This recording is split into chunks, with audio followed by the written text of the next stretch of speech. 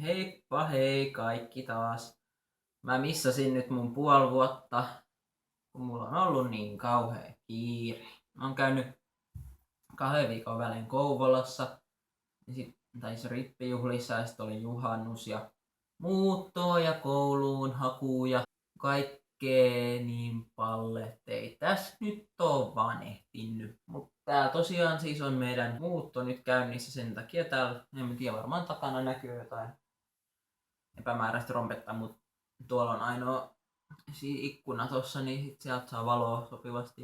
Mä olin nyt siis tässä välissä, oli 9 viikkoa töissä semmosessa osuuskuntafabriikkikasissa.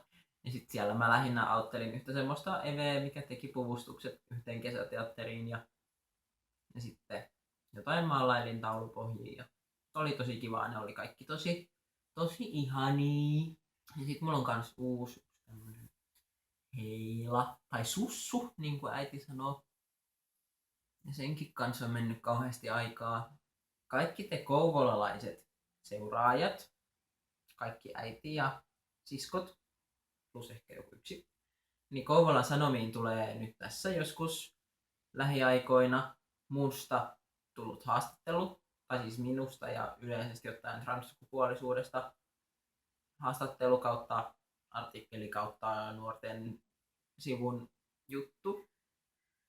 Niin sitä voipi odotella.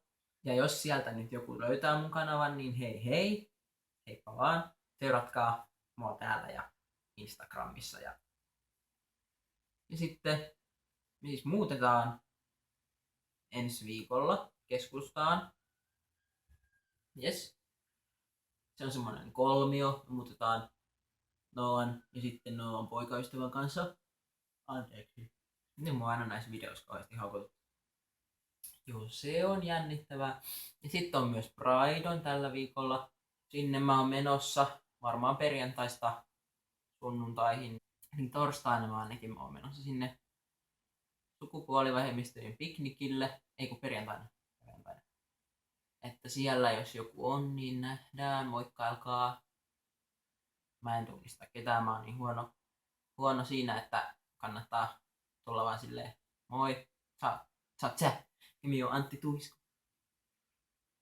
Ja sitten puistojuhlaan ja siihen kävelee. Toivottavasti käy paremmin kuin viime vuonna. Siis viime vuonna se kulkoi meni mut ihan ohi, kun mulla tuli joku ihme auringonpistos kautta joku mikä lie vatsatauti siinä, että mä olin siellä antakaa mulle jotain juomista ja sit mä vaan join jonkun ohikulkijan pillimehut ja sit mä menin kämpin vessaan ripulille ja sit helpotti. Toivottavasti mun ääni nyt kuulostaa matalemmalta, koska musta ainakin tuntuu, että se on niinku nyt madaltunut aika silleen kivasti. Mulla ei vieläkään oo kauheasti mitään sen kummempia karvoja missään, eikä hapakaan kasvanut. On se vähän ehkä.